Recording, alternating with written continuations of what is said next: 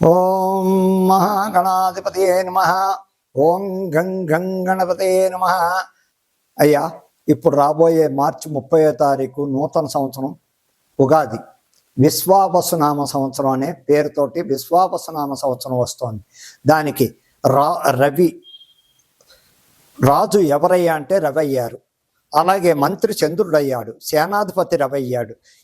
ఈ పరిస్థితిలో విశ్వావసునామ సంవత్సరం మార్చి 30వ తారీఖు నుంచి మళ్ళా 26 మార్చి వరకు ఎలా ఉన్నాయంటే గ్రహగతులు, దేశకాల పరిస్థితులు అనేక రకాలుగా చాలా ఇబ్బందులతో కూడుకున్నది. విశ్వావసునామ సంవత్సరంలో చాలా రకరకాల ఇబ్బందులతో కూడుకున్నది. మంత్రి రాజుకి రాబోయే కాలం రాజు ఎవరయ్యా అంటే రవి అయ్యాడు. ఆ రవి అవ్వడం చేత శత్రువులు ఎక్కువ ఉంటారండి రాజుకి. అలాగే మంత్రికి వచ్చేసరికి ఇబ్బందులు రకరకాలుగా ఉంటాయి. సేనాధిపతి అలాగే రవి అయ్యాడు. ఇందు మూలంగా రాబోయే కాలం విశ్వావసునామ సంవత్సరం ఏ విధంగా ఎలా ఉంటుంది అంటే పరిపాలనా విధానంలో కానీ పెద్ద పెద్ద రాజకీయ నాయకులకి పెద్ద ఇది ఉన్న వాళ్ళందరికీ కూడా చాలా రకాల ఇబ్బందులు వస్తాయి దేశకాల పరిస్థితులు. అందులో భారతదేశానికి కొంచెం రాబోయే కాలం అంతా విశ్వావసునామ సంవత్సరంలో రాబోయే కాలం అంతా చాలా కష్టాలతో కూడుకున్నదని ఎవరికయ్యా అంటే దీన్ని సినిమా వాళ్ళకి చాలా ఇబ్బందులు ఉన్నాయి.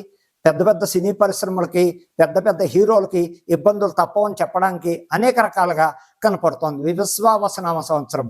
అలాగే మంత్రి పదవుల్లో ఉన్న వాళ్ళకి పెద్ద పదవుల్లో ఉన్న వాళ్ళకి కూడా అన్ని విధాల ఇబ్బందులు, చాలా చికాకులతో కూడుకున్నది. ఏ ప్రభుత్వంలోనూ కూడా ఎక్కువ ఎక్కడక అంటే భారతదేశంలో పెద్ద నాయకులు గండాలు కూడా కనపడుతున్నాయి.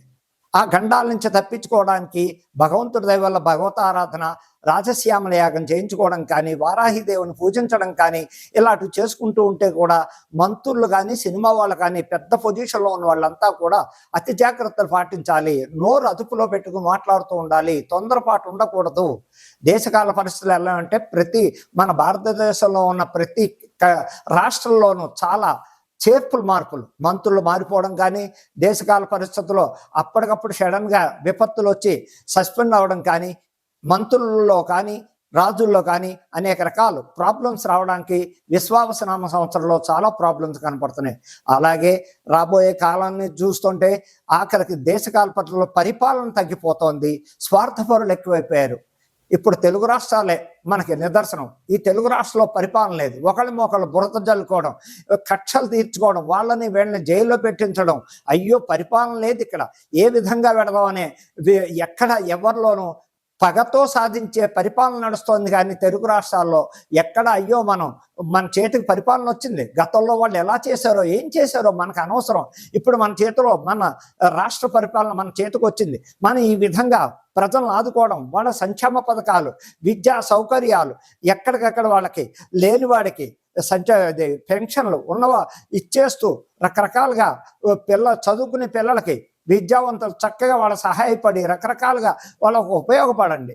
అంతేగాని స్వార్థం, మన చేతిలో ఒక రాజ్యం వచ్చిందని గతంలో ఎవడో చేశాడు వాడిని ఏదో జైల్లో పెట్టిద్దాం, వీడిని తన్నిద్దాం, ఇది కాదు చేయవలసిన పని.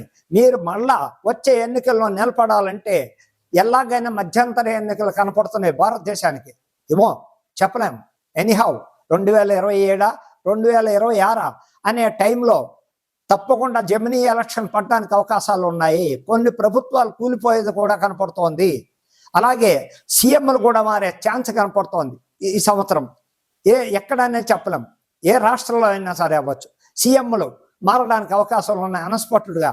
కానీ వాళ్ళ పార్టీ ఉంటుంది, కానీ సీఎంలు మారుతారు. ఆ సీఎంలు మారాక మళ్ళా పరిస్థితుల్లో కొన్ని మార్పులు జరుగుతాయి. ఏదేమైనప్పటికీ కొన్ని ప్రభుత్వాల్లో చాలా ఇబ్బందులు కనపడుతున్నాయి. ప్రధానమంత్రి అవ్వచ్చు, ప్రధానమంత్రి విషయంలో కూడా కొన్ని ఇబ్బందులు, అనారోగ్య సమస్యలు కనపడుతున్నాయి ఆయనకు కూడా.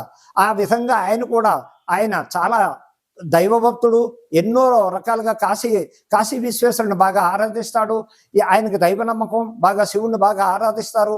అటువంటి వారికి ఆరోగ్యం బాగుండాలని విశ్వావసునామ సంవత్సరంలో ఆయన ప్రధానమంత్రిగా బాగుండాలని ఆశీర్వదిస్తున్నాం. కానీ ఎప్పటికీ జాగ్రత్తలు తీసుకోక తప్పదు. ఆయనకు కొన్ని సమస్యలు ఉన్నాయి. ఆయన కూడా జాగ్రత్త పడుతూ వెనక ముందు ఆలోచిస్తూ స్టెప్ వేయడం వలన సెక్యూరిటీ వల్ల కానీ ఇంకో రకంగా కానీ ఇబ్బందులు వచ్చే చూసుకుంటూ మన ప్రవర్తనలో వెనక ముందు ఆలోచించుకుంటూ ప్రధానమంత్రి కూడా కొన్ని జాగ్రత్తలు పాటించవలసింది తప్పదు. అందుకని దేశకాల పరిస్థితులు ఉన్నాయి. ఇకపోతే ద్వాదశ రాశి ఫలితాల్లో ఎవరికి ఎలా ఉందయ్యా అంటే, అలాగే కుంభరాశి వాళ్ళకి కొంచెం శని ఇబ్బంది. ఈ ఒక్క ఏడాది తర్వాత వాళ్ళకు కూడా ఈ సంవత్సరం కూడా ఇబ్బందులు ఉన్నాయి కుంభరాశి వాళ్ళకి. దానికి వాళ్ళు శనేశ్వరుని బాగా కొలవాలి, ఆంజనేయ స్వామిని బాగా చేసుకోవాలి, హనుమంతుడు వడమాల కానీ తమలపాకులతో అర్చన కానీ సింధూరం ఆయనకి ఇవ్వడం కానీ ఎంతో మేలు జరగడం జరుగుతుంది. అలాగే ప్రతి శనివారం వీళ్ళు చక్కగా శని త్రయోదశి వచ్చినప్పుడు కానీ శనివారం కానీ హనుమంతుడు గుడికి వెళ్ళడం, నవగ్రహ ప్రదక్షిణం చేయడం, అక్కడ తైలాభిషేకం చేయించుకోవడం వల్ల కుంభరాశికి కూడా కొంచెం మార్పులు, మిశ్రమ ఫలితాలు.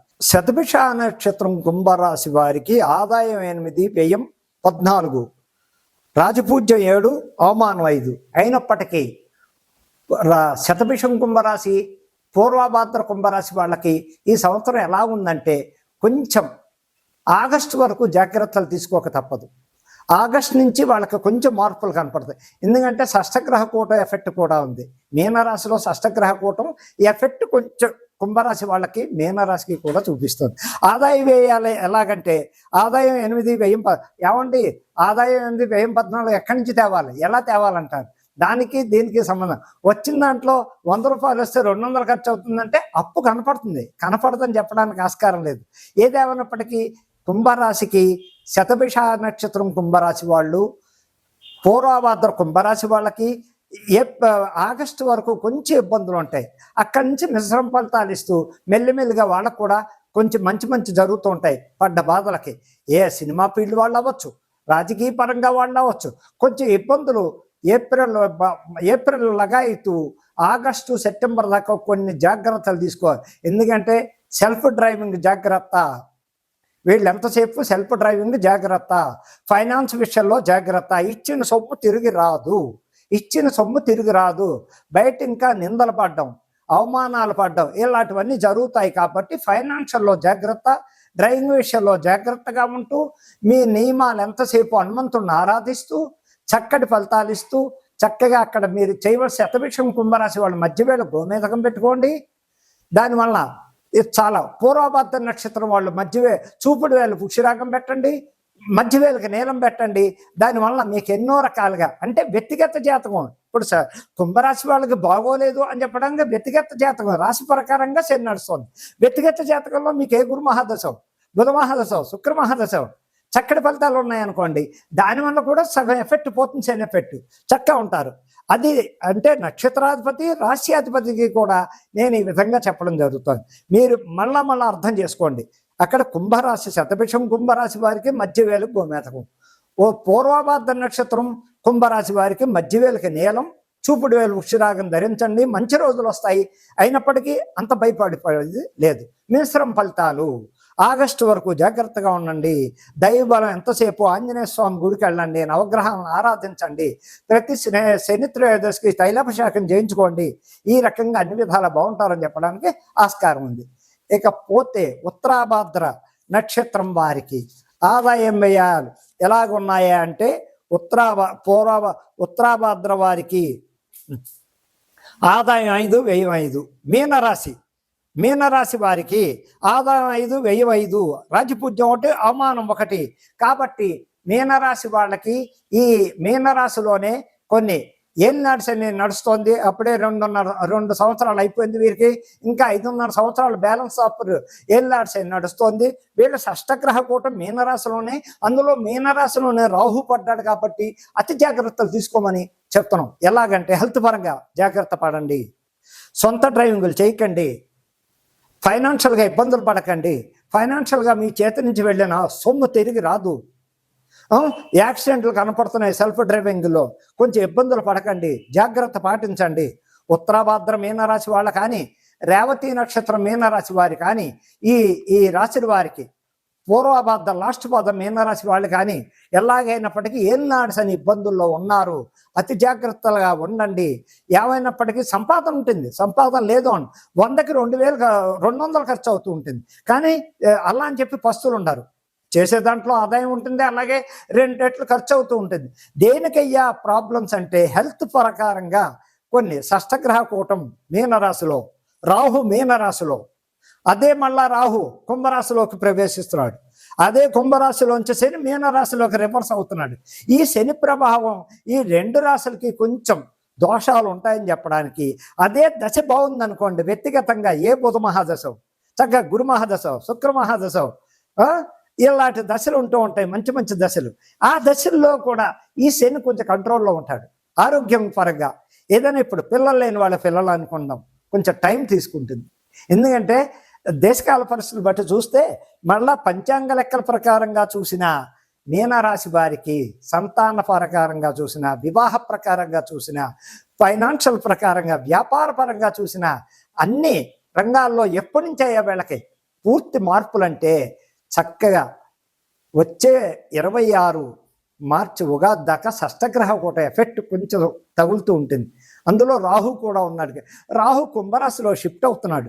అయినప్పటికీ ఈ శని మళ్ళా కుంభరాశిలో శని మీనరాశిలో షిఫ్ట్ అవుతున్నాడు.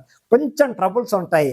అయితే ఒకటి సంతాన యోగం అయితే కలగడానికి ఆస్కారాలు కనపడుతున్నాయి. ఫైనాన్స్ ఇబ్బందులు ఉంటాయి. ఉద్యోగంలో కొంచెం స్వల్ప మార్పులు కనపడతాయి. వ్యాపారంలో ఇబ్బందులు ఉంటాయి. సెల్ఫ్ డ్రైవింగ్లో యాక్సిడెంట్లు ఉంటాయి. ఇవన్నీ అర్థం చేసుకుంటూ వ్యక్తిగత జాతకాన్ని కూడా చూసుకుంటూ మీరెంతసేపు ఇక్కడ మీనరాశి వారు గురువుని, బాబా గారిని బాగా ఆరాధించండి, వినాయకుడిని బాగా ఆరాధించండి. ఎంతసేపు వినాయకుడిని, బాబా గారిని, అంటే గురుదక్షిణామూర్తి అవ్వచ్చు, దత్తాత్రేయ అవ్వచ్చు, దత్తపారాయణ. అప్పుడు ఈ శని పీరియడ్లో కనుక మీరు మేధా దక్షిణామూర్తి పారాయణ చేయడం వల్ల కాడ, మేధా దక్షిణామూర్తిని దర్శనం ప్రతి గురువారం దర్శనం చేయడం వల్ల కాడ, కాలభైరవాష్టకం చదవడం వల్ల కూడా, కాలభైరవ దర్శనం చేయడం వల్ల కూడా ఈ శని ఈ రాశి వారికి, మీనరాశి వారికి కలిసి రావడం మంచి జరుగుతుంది. అంటే ఇబ్బందుల్లోంచి బయటపడుతూ ఉంటారు. ఇప్పుడు సంతానం కావాల్సిన వాళ్ళు ఎంతసేపు సుబ్రహ్మణ్యేశ్వరుని కొలవండి. ఆ సుబ్రహ్మణ్యేశ్వరుడు కూడా ప్రతి మంగళవారం ఆ సుబ్రహ్మణ్యేశ్వరుడికి పాలు పోయడం, ఆ పాలు తాగండి. ఆయన పోసిన పాలు, సర్పాల నుంచి పోసిన పాలు తాగండి. సంతానం కావాల్సిన వాళ్ళు చక్కగా సుబ్రహ్మణ్యేశ్వరుని ఆరాధించండి, సంతానం కలుగుతుంది. భూకారకుడైన సంతానకారకుడే, అక్కడ ధనకారకుడే ఆయనే. ఇల్లు కావాలన్నా, భూమి కావాలన్నా, సంతానం కావాలన్నా సుబ్రహ్మణ్యేశ్వరుడు అనుగ్రహం లేనిదే జరగవు. అలాగే వారాహిని బాగా కొలవండి. ఈ 2 రాసుల వాళ్ళు ఇప్పుడు వారాహి ప్రత్యంగిరి దేవతని ప్రతి మంగళవారం కొలవండి. వీళ్ళకి అతి కష్టాల్లోంచి బయటపడడానికి అవకాశాలు ఉన్నాయి. కాబట్టి స్వస్తి. ఈ 12 రాశి, 12 రాశి వాళ్ళకి ఈ విధంగా ఈ రాబోయే కాలం మార్చి 30 నుంచి విశ్వావసనామ సంవత్సరంలో జాగ్రత్తలు పాటిస్తూ దైవారాధన చేసుకుంటూ చక్కటి ఫలితాలను పొందండి. అనేక నమస్కారాలు. ఓం మహాగణాధిపతియే నమః. మా ఇప్పుడు కాలం రాబోయే సంవత్సరంలో మార్చి 30వ తారీఖు విశ్వావసనామ సంవత్సరంలో రాజకీయ పరంగా చాలా ఇబ్బందులు కనపడుతున్నాయి. ప్రతి చోట, ప్రతి స్టేట్లోనూ, ప్రతి కంట్రీలోనూ అనేక రకాల ప్రాబ్లమ్స్ కనపడుతున్నాయి. ఎలాగంటే రాజకీయ నాయకులకు పడక పక్కనున్న వ్యక్తికే తన సాటివాడు మంత్రి అయినప్పటికీ, వీడు మంత్రి అయినప్పటికీ కూడా ద్వేషాలు పెరిగిపోవడం, ఒకళ్ళొకళ్ళు ద్వేషించుకోవడం. ఇప్పుడు ఈవేళ మీడియాలకి దగ్గరికి వస్తులోకి వీళ్ళు మీడియా దగ్గరలాగా ప్రవర్తన, అసలు ఎవరి ప్రవర్తన బాగోలేదు రాజకీయ నాయకులు. ఎలాగంటే వాళ్ళు ఎంతసేపు వాళ్ళు గొప్పలు చెప్పుకోవడమే కానీ ఎంతసేపు నేను ఇలా నానాలాగంటూ ప్రజలకు మేలు చేసే నాయకుడు అంటూ ప్రస్తుతానికి రాజకీయాల్లో లేవు. ఇప్పుడు జరుగుతున్న కాలం గురించి చెప్తున్నాను. గతంలో ఎవరేం చేశారో మహానుభావులు అవన్నీ మనకు ఇప్పుడు జరుగుతున్న ఈ కొత్త సంవత్సరంలో ఎవరైతే సీఎంలు ఉన్నారో, ఎవరైతే పెద్ద పెద్ద నాయకులు ఉన్నారో వీరంతా చాలా తప్పులు చేస్తున్నారు. పరిపాలన పాటించండి అయ్యా, ప్రజలను ఆదుకోండి అయ్యా, ప్రజలకు సంక్షేమ పథకాలు ఇవ్వండి అయ్యా, వారికి విద్యా సౌకర్యాలు కల్పించండి అయ్యా, విద్యార్థులకు సౌకర్యాలు కల్పించి వాళ్ళకి రేషన్ ఫీజుల దగ్గర నుంచి సహకరించి ఎంతో కొంత సహాయం చేసి వాళ్ళు బాగా చదువుకుని విద్యార్థులకి స్కాలర్షిప్లు ఇచ్చి, మెరిట్లు, ర్యాంకులు ఇచ్చి వాళ్ళని ఆదుకోండి. అంతేగాని ఎంతసేపు నేను సీఎంని అయ్యాను, నేను పెద్ద మంత్రిని అయ్యాను అని చెప్పుకోవడం కాదు. పరిపాలన పాటించండి. ముందు స్వార్థం చూపిస్తున్నారు. ఆ స్వార్థం మంచిది కాదు. రాజకీయ నాయకుల్లో ప్రతి చోట జరుగుతున్నది ఏంటంటే, నేను ముఖ్యమంత్రిని అయ్యో దేనికోసం అయ్యో, ఈ ప్రజలు ఎన్నుకుంటే అయ్యో నీ సొంతంగా నువ్వు నగ్గలే. ఈ ప్రజలు ఇన్ని లక్షల మంది, ఇన్ని కోట్ల మంది నీకు ఓటేస్తే నువ్వు గెలిచావు.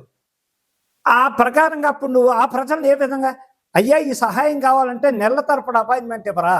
2 నెలలైనా మీ పక్క పిఏ అంటాడు ఇంట్లో ఉండగా కూడా సార్ ఇప్పుడు కలవడు.